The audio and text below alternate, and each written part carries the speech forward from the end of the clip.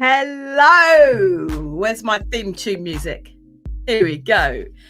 Hello, and welcome to another episode of, I was going to call it the old show name for a second then, Book Journey Mentor Uncut. That's not it.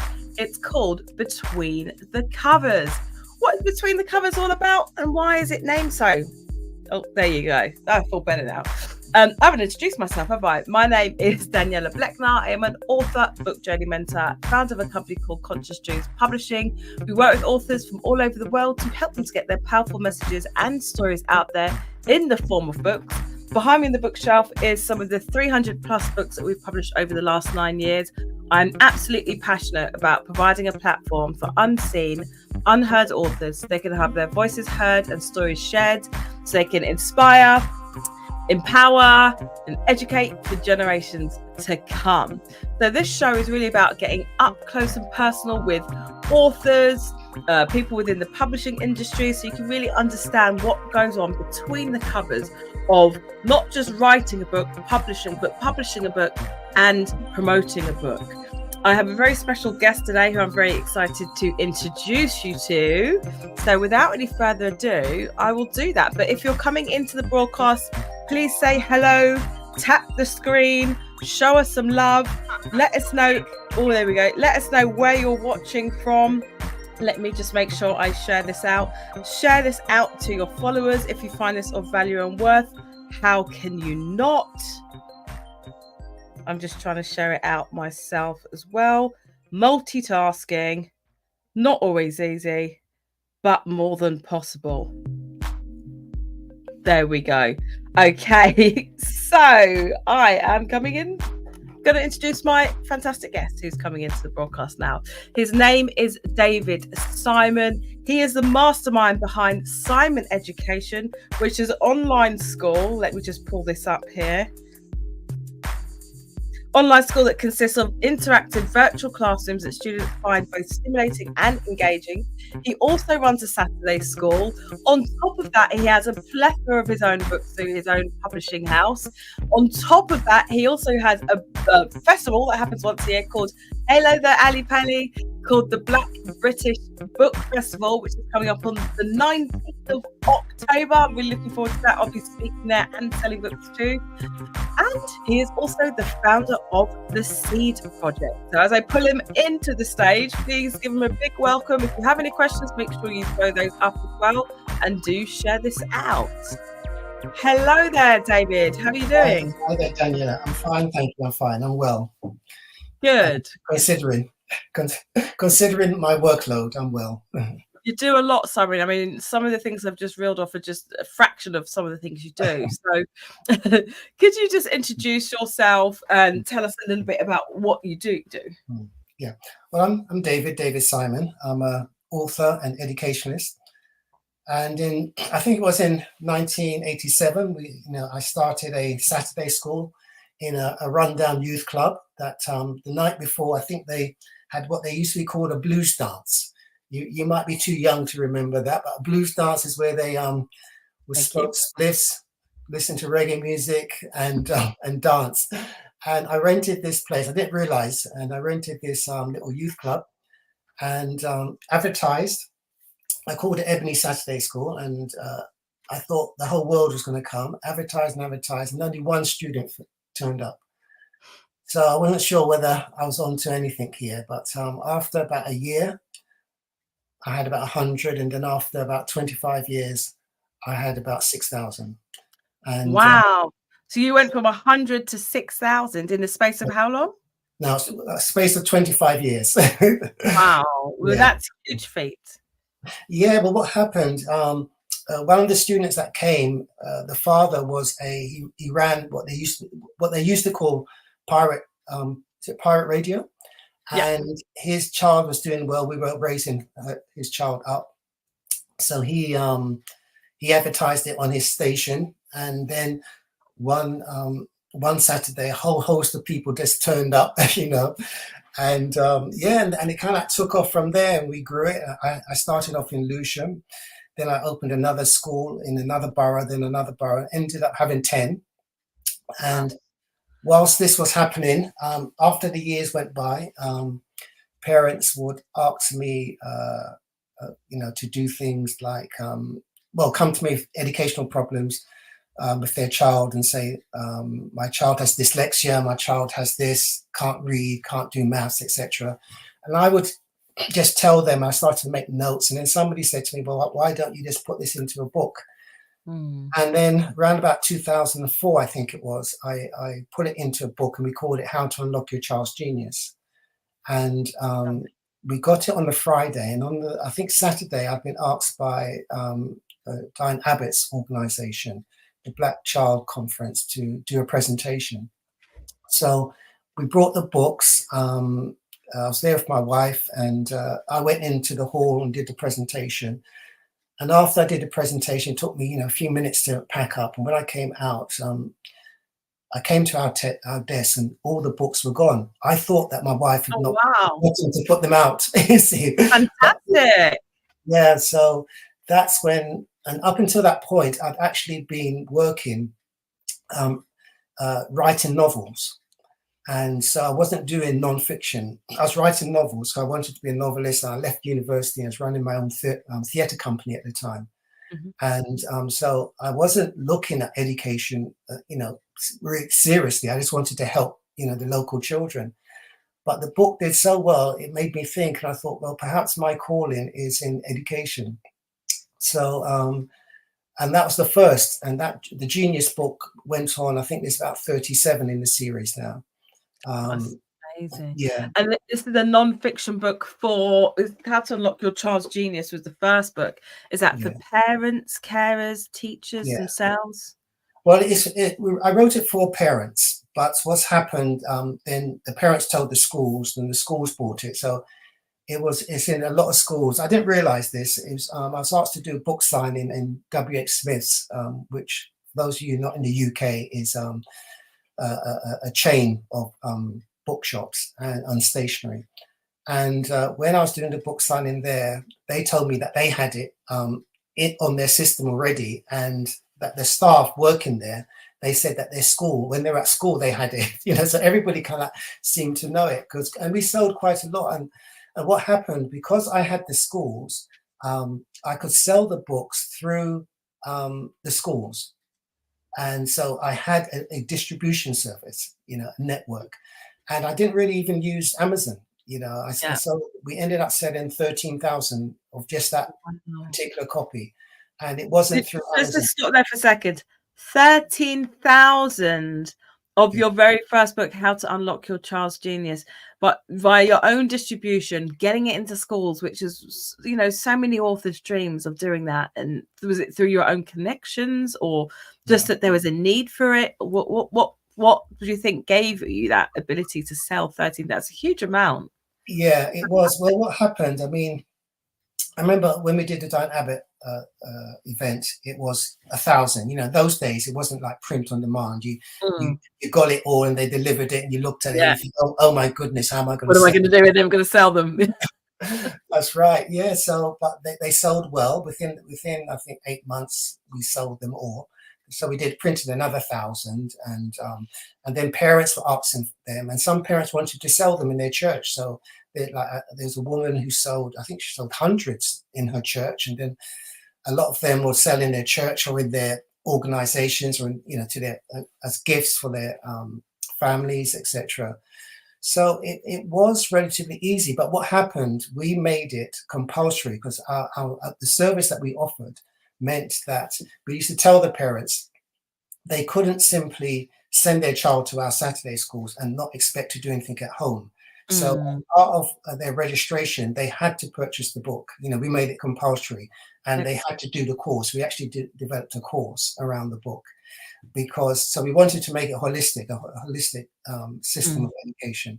So that's why, so it sold through that means. Plus, we were getting invited to do a lot of events and do presentations. The government was actually asking us, and eventually the government came in. I remember when we started, a director of education actually coming up to me and saying, "You're too radical. Your book will never get into the schools." She said it straight to my face. Very confident. Yeah. So yeah, we published it, and people bought it, and then this eventually the government came through and they asked us to do presentations in 10 different boroughs, which we did. And so it's come out, well, it went on to be, to do well, but it's now out of date. So what we've done a revamp, a second edition. It's got AI, it's got neuroscience, etc., etc., and more Black history in it. And it comes out at the festival. The festival is called the Black Book Festival and Education Expo, and it comes out then. And so we're going to launch it then. Yeah.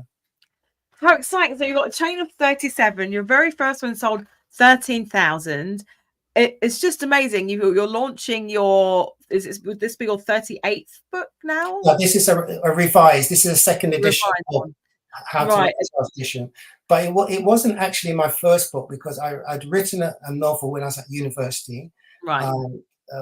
And people sometimes I tell people these stories and they think I'm just making it up, but I won't say the name of it because it's bad. It's a bad experience. But I wrote a book. The book was made into a play. I made it into a play. The play got a West End transfer. I was in my second year at uni. Then what happened? Other people wanted ownership of it, and so I found myself struggling with solicitors and agents, and it was actually Norman Beaton was in it as well. Oh, wow.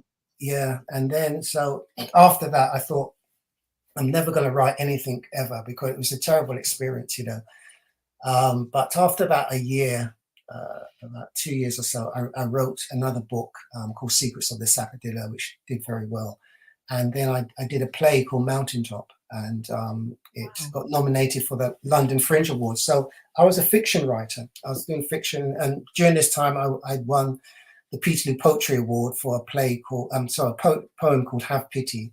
So I was just doing fiction, and then almost by accident started this Saturday school because my aunt asked me to help her child, and then wrote the book, and it did well, and so I decided to go down that route. Wow. The thing about you, I'm going to acknowledge people who've come on. I want to say hello as well. But the thing about you is you're very humble, because this information isn't sort of readily available. I know that you've got Simon Education. I know you've got your Unlock Your Child's Genius chain of books. I know that I want to talk about the Seed Project and the Black Book Festival. I didn't know that you started off with fiction and your experiences in the past. I think that's absolutely amazing, and congratulations on that award. And I think, I'm really glad that you did continue writing, because look at, what you're doing now. And I think sometimes we can have bad experiences and they can be really big learning curves for us, right? That's right. Okay, so Ali here saying she's one of our authors, saying hi, Danny. Janine's also one of our authors here. She says hello, long time. We need to chat. Lee says hello. Alice says hi, David. I remember the blues dances very well. Pirate radio stations really showing our age. Oh, I know. I shouldn't have said that, Oh, it's all good. Joan says, good evening, all. Stephen says, excellent, sir. Joan says, wow, very impressive, unlocking children to their dream. Exactly. And I can see a book behind you there. Can you just show us, this is the latest book, the green one there, and tell us a bit about it? Okay, no, this isn't. This one came out a few years. This is one of the Genius series. This is How to Unlock Your Genius Using Black History. And I should have, so the latest one is the second edition of the first one, which is called How to Unlock Your Child's Genius. But I should have said what happened when I did that book, and it sold very well. I was published mainstream, you see, and I was winning awards, through the mainstream. But my community didn't know I even existed. I was having no impact. Plus, I was only getting 10%. I was only getting 10% of royalties. Tiny amount. Yeah. Which doing my own books and setting up my own publishing house, I was getting 65%, you see. So, and then the irony was that when How to Unlock Your Child's Genius did well, the mainstreamers came in asking me to. They wanted it. Yeah, they wanted it. And I just decided that I would keep doing it myself, and one day become a real publisher. And I think we're approaching that day where we're going to start publishing, and perhaps next year we're going to start publishing other people's works. Fantastic. Yeah, especially non-fiction. You know, I Yeah. think there's a big gap for non-fiction, and also academic books. You know, yeah. Yeah. So non-fiction, education, academia, academic books. Yeah. There's something to be said really for, publishing oneself. It's that control over your vision and your royalties, number one, the direction of your book, how it's marketed. I think years and years ago, it was probably seen as there's a bit of snobbery, I think, in the old publishing industry, but so many more people are setting up their own publishing houses or setting up their own indie houses or self-publishing, doing it themselves and doing really well. So, I mean, 13,000, absolutely brilliant. Ali says, absolutely fantastic, very impressive work. Where can people buy your book? So I can just throw that up. Is that simoneducation.co.uk? Yeah, that's right. They can just go on there and just go into it. The link is coming up. I'm just going to highlight it. It's also in the bio post. I have to, because I'm conscious that you're a very busy man and you've got lots of places to go after this. So let's talk about the Black Book Festival. Tell us when this is, what's happening, what people can expect. And if you haven't got your ticket, why have you not got it? Yeah, it happens on the 19th. It runs from 11 a.m. to 6 p.m. And it consists of 45 stalls, so mainly bookstores, but 45 stalls. We have 9 seminars, and we have, I think, 7 children's workshops as well. So, yeah, so we have Rudolph Walker, is one of our main people, come in, Shania Keeler, young short story writer, will be there as well. Ella and Daryl Phillips, who wrote from Plant to Plate, they'll be there. I'll be launching the new version. We have Howard Johnson and his book, the Racism Handbook, and Anton Phillips, who's an Afro-futuristic writer. So we have an array of writers. A lot of children's writers are attending, and yeah, so it should be a good day out for hopefully the stall holders, and we hope that the community will come out and support us. Yes. 100%. When I did it last year, I had a stall. I had some of my authors down there. Sarah Keto is going to be there again next year. Everyone knows Sarah Keto on my platform, 12-year-old mentee. She's published 4 books with us. She's fantastic. I'm going to be running a workshop called, what's it called again? I can't remember. It's around 7 steps to self-publishing. Yeah, manuscript to masterpiece. Yeah. There you go. It's so nice. From manuscript to masterpiece. I'm really looking forward to delivering that. I delivered one last year. It was absolutely fantastic. The vibe is fantastic. There's lots of different things going on. You've got workshops, as he said, guest speakers, and Rudolph Walker. I'm interviewing Rudolph. I'm really looking forward to it. I am reading his book. I've got to get to the end. So I've challenged myself. I've got to finish that book before the 19th. I've got a ton of questions. I don't know how I'm going to fit it all into half an hour, because that man is legendary. 60-year career. Absolutely fantastic. Okay, so Joan's saying, I wish I was available when I was... Yeah, I wish that this was available when I was growing up. Truly incredible achievement, as it's not easy. 100%. I mean, maybe kind of stating the obvious, but I mean, why is this festival important to you, and how far do you think things have changed from your blues dance days?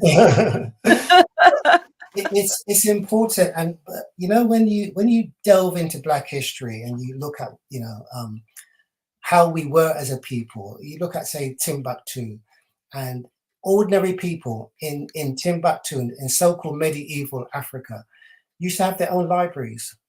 And they'll own hundreds, if not thousands, of books passed down from generation to generations. Books was once a currency. It was worth more than gold. And we were the book people of the world. We used to make these books. They were engraved with the leather cases with gold emblems on them. And we'll take them all over the world. So we are a people of books. So sometimes, you go to these events and there might be a poet, especially when I was kind of like my younger days, and they'll say, "Oh, we are an oral people." Yes, we are an oral people, but we're also a literary people. Mm. Hieroglyphs, or what's known as Medinatir, the correct name is Medinatir, is an African invention. It wasn't invented in ancient Egypt. It was invented further down in Kush, um, today's Sudan. So Mm. we were a people of publishers, writers, booksellers, etc., etc. And that's one of the reasons why in the so-called slave trades, and remember there were actually 4 slave trades, Mm. not just the transatlantic, they always stopped us reading and writing, Yep. because that's where our power was, you see. So Mm. we've got to inculcate it into our community that we are the scribes of the world, you know.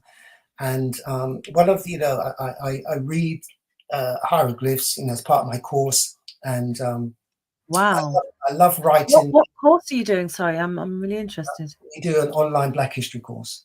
Yeah, Okay. it's called Black History online. It's called Online Black History Course. It Mm. really took off. I mean, it's one of the reasons why we started Seeds, because suddenly everybody was home online, and we were having classes of 300 students, and so I would take them. We do PowerPoint, but I'd also take them virtually into the British Museum and show them things, because the British Museum, they have ancient Egypt out of Africa, and they have the I African know. section somewhere else. And It's crazy. I know they also have the timeline wrong. They make Egypt Mm. younger so that they can make Mesopotamia older and claim that Mm. Mesopotamia was white. So all Mm. these tricks of the trade, as it were. So we would do virtual tours there. I started learning hieroglyphs, I think 29 years ago. Yeah, 29 years ago. And Wow. it's an African language. It's a Bantu language. It's just that our history has been stolen. So Mm. we think it's we Egyptian. think that somebody else created it. Yeah. And there's many other African languages that are older than hieroglyphs. You see. So just to really say that the festival is really to remind us that we are a literary people, Mhm. to remind us to develop our love of books, but also to marry it with education. We don't want the festival just to be, it's great that Rudolph's coming, but we don't want it simply to be celebrities Mm. coming and that's it. We've got to look at things that address the issues around book publishing. One of the big Mm. issues is book distribution. Um, 100%. Yeah. there's not enough publishers. There's not enough fiction publishers or publishers of non-fiction. So there's all these things that we need to address, fundamentals. So we got to find ways. So when we used to do this, when we were doing the book festival, when COVID, we would be introducing, interviewing people like the Ocado books. These are young people in Nigeria who publish tiny books Mm. so that people can afford them, and they distribute them on motorbikes. It's Wow. so we wanted it to be a grassroots for the community. So I should have mentioned, we've got the Oja Dance Company, a young, all school children, but they do African dance. Mhm. Last year we had a lot of children's authors as well. We are giving an award to Daniel Pink, who's a grassroots education activist operating in the Black community, but because they won't get awards from the mainstream media, Mainstream. Yeah. you see. So we have to really create a space for ourselves. And so this is what we were doing. It is a big task. Sometimes, because this year I said I'm doing it, but I've got a team behind me, and I'm saying next year they have to lead it, because It's a lot. it's a lot. And I write, so, and I'm working on a new book, so Mhm. and I don't live in the UK only, and the Seas project takes me to to countries in Africa, so I have to do teacher training out there and things like that. Okay, I've got so many questions off the back of that, but you know what I'm getting about your festival is it's not just about authors selling books or the talks or the workshops per se. It's about reclaiming back parts of our identity, you know, through history and understanding that books and our stories and sharing our stories are a way of preserving our legacy, but also delving into our history. And I love what you said about the British. I can never say British properly. British Museum, and how there's so many things to unpick and how things are kind of been stolen and repackaged back to us. And there's a real sense of empowerment when you know your true identity and your true history, which is why I think the Simon Education Black History courses are just phenomenal. Again, I'm going to highlight that there for people to check out. Can adults also do these courses, or are they for children? No, they're for those courses. It's called the Online Black History Course for Adults. Okay. Yes, so it's for adults. So we have a big contingency from America always. You know, they attend. Sometimes they're the majority. We have UK people from the UK attended as well. So it's everyone can attend, and it's important. You know, we cram it into 8 modules. It should really be 80. You know, our history is wide. It's at least 125,000 years old, and we don't realize that for the majority of time we have been at the top. We don't really, but history is presented as if we have always been at the bottom. You see, and it's an eye opener. When I was doing the research, it was sometimes, you know, you're close to tears, because when we were kind of like being, you know, obviously oppressed in the slavery, etc., things that were done to us, you would not believe. And that's why there's this big campaign now to say don't teach Black history, or you know, to hide what happened. Because as I said, it wasn't only the transatlantic slavery, it was the Red Sea slave trade, it was the Indian Ocean slave trade, it was the Sahara slave trade. You know, there was 4 slave trades, and there was an attempt to there was other big times of oppression in southern Africa of the Boers, etc. So we don't realize what we've actually been through and the resistance. You see, this is it. So when I did this particular book, one of the reasons I did it was because I wanted to write about the resistance that Africans put up.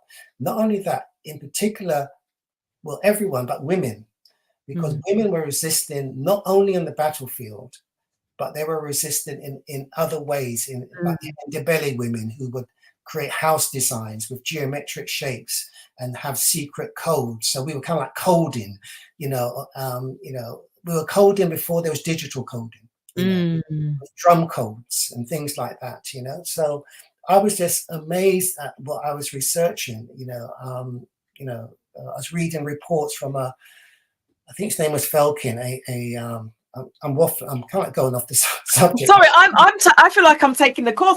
I'm not even asking questions. I'm just listening. Go on. There's Felkin, who was a missionary doctor. He was in Africa, and he sat and he witnessed doctors, traditional African doctors from Uganda, conducting cesarean section. And this was in 18 something, you know. Yeah. And you know, it's just things like, there's so much we don't know about our history, but it's also the resistance that we had. We resisted all these slave trades, and many of the generals that led these resistance were women. Yes. And so that's why I particularly wrote this book. But this book, actually, believe it or not, this is what the course is based on. It's actually a love story. Because I wanted to, when I was running the Saturday schools for 25 years, I'll ask my teachers, I say, I want you to teach this about Black history. And the teachers can't look at me. They knew a little bit, but they didn't feel confident. And I realized that I wanted to write a book that was easy access. And, you know, this has got sections of comedy, even though it's dealing with some of the most tragic parts of our history.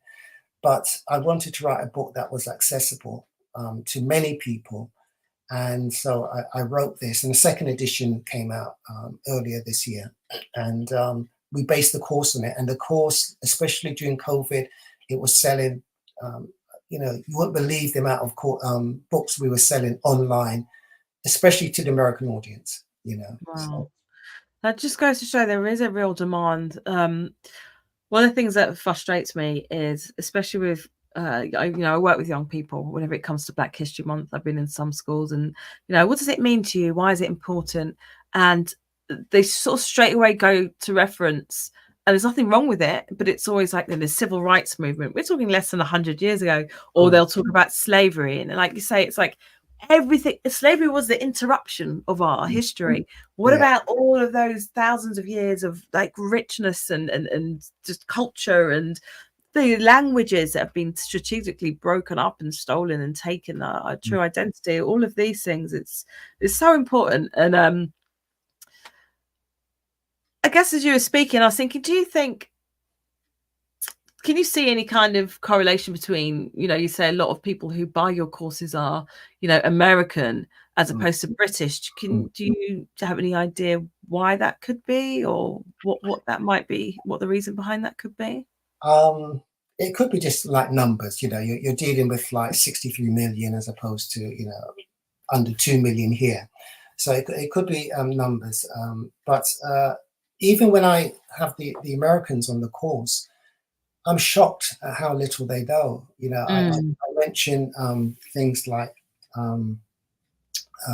what happened in Oklahoma with the I'm going to teach it in about an hour, and I've forgotten the name of it. But the various towns, what happened at certain times, what happens in after 1865, etc. The Reconstruction period, Black Wall Street, etc. And I'm just shocked that they don't know about Black Wall Street. They don't know about the Black cooperative movement. We had a huge cooperative movement here in the UK. We actually founded the mutual societies here. The first one was founded in 65 by a group of people from the Caribbean. And there's so much we don't know. When you don't know, you can't solve your problems. So we might have an economic problem right now, but my parents, and my parents, perhaps your parents or your grandparents, when they came over from, let's say, the Caribbean, yes, they used susu, but they also used other forms of currency. Like they would, the women, for example, they would all bring their children to one house, to share childcare, and the others would go to work, and then they'd pay the one that looked after it. And they did that for years, but they also used susu. They also baked and exchanged. My mother used to bake and sew and exchange, and there was so much support and different currencies. You see, so we try and solve problems using the models that our enemies have developed, and it favors them. It doesn't favor even working class, non-African people, working class. So that sense of community is gone in a way, isn't it? I think, especially with like things like the partner system. Ali says, I still do susu. Ali, you need to come join us for the next interview. I think that sense of community maybe has broken down over the centuries, or over the years even a little bit. And I think the key to really building oneself up or one's community up again is community, family, support. Even with you having your event on the 19th, people coming to support, people coming to buy the books, people coming to listen to the talks, people coming to actually buy tickets, and get involved, and to find ways to support and to unite together, I think. I know you have to go. Ali's saying, do you remember? Joe's saying, do you remember bread pudding? No, I don't. Oh, yeah, I do. Yeah, I do. All right. So last question, I guess. I know you really want to talk about the SEED project. So for those who don't know, what does SEED stand for? What are your plans now and what are your future plans with it? Okay. Well, SEED stands for Simon Education African Caribbean Development Scheme. And we started it because whilst we were, as we've been working over the last 37 years, we'll get asked to do teacher training in West Africa first and in the Caribbean. So we started doing it formally. We've been doing it for years, but we started to do it formally so that we can monitor where the goods go that we send. So basically what we do, We travel, or sometimes we do it on Zoom. We do teacher training, 3 modules. One is called How to Be an Effective Teacher. Second module is called How to Be an Effective Pan-African Teacher. And the third one is How to Unlock the Genius of the Child. We deliver that. We also send to each school about roughly between 600 to £1,000 of educational resources. Fantastic. Mostly Afrocentric books, but also things like reference books, dictionaries, sanitary products for the girls, etc. Science equipment. We do that, and so we've been doing that. We're working with about 12,000 children out there now, and we're just at this particular festival, we're going to raise money for a school called ABBA in the Gambia, and they have 2,000 children, and they're building a new library. So they don't have books for the library. The library's going to be empty, you see. So we're going to be sending over books, and we're going to be doing a teacher training there straight after the festival, actually, in November, early November. Yeah. Absolutely fantastic. So how can the community get involved and support? Are you looking for people to donate books? Yes. How can people help you with what you're doing? Yeah, I would say, donate books. That'd be really good. Because also it's a way, even if somebody donates 10 books, we would probably send it to 5 different countries. You see, we're working in about 12 different countries. Yeah, donate books, but you get so much back. Visit the school, visit the Minister of Education, etc. And you make contacts. You make contacts with us. I mean, we have so many contacts now. It's unbelievable. And now, government ministers come to our workshops, as well. So there's a far more to it than that. Anybody interested, just send me an email at info@SimonEducation. And some people just education.com, was it? .com, yeah. And some people donate some people donate £10 a month, and we buy the books, or some people don't donate it. We kind of actually prefer if they don't give us money, but there's a link that we have, and they buy the books online, and it comes directly to us from Amazon, and we just pack the books and send them off. Yeah. Wonderful. So you can go over to www.simoneducation.co.uk, correct? .com. Or .com, sorry. www.simoneducation.com. You can donate books. You can order them directly via Amazon and have them sent over to Simon Education. You can email also at info@simoneducation.com and donate books. And of course, you can get down to the Black Book Festival, which is on Saturday, the 19th of October at Goldsmith University, and come and support the event. And maybe you might be the perfect person to be part of leading the team next year, because I know how tough it is doing events myself, running an event, and trying to do so many other things as well. And no woman or man is an island, and it's all about the support of our community. I think we're going to end there because you've got to rush off. But hold on a second. I just got to read these. Ali says, David is the Black Bob Geldof. Amazing work. More people need to know about this. Exactly. I mean, we've been in each other's network for a while now, I think, since lockdown. And a lot of these things I didn't know, and you did. So I think, things like this is really, really important. So if you have a podcast, or if you have a radio station, or if you have any contacts, get David on your show, because the word needs to get out about this amazing work that he's doing. Okay. David, thank you so much for joining us. I'll see you on the 19th. David's also going to be at Black Authors on the Rise as well, talking more about his book, the Seed Project, and everything else that he's doing at Simon Education. Join us next week where I'll be interviewing. We've got a 14-year-old author called Neural Solitaire. She's written a fancy book called I can't say it. Abyssal Kingdom, A Broken Past. So it'll be her very first interview. Please come and support her. Show us some love. Give us some encouragement. Our young people are doing amazing things. That is next Thursday, 7 p.m. GMT, 2 p.m. EST. Have an amazing evening. Bye-bye, everyone. Okay, thank you. Bye-bye.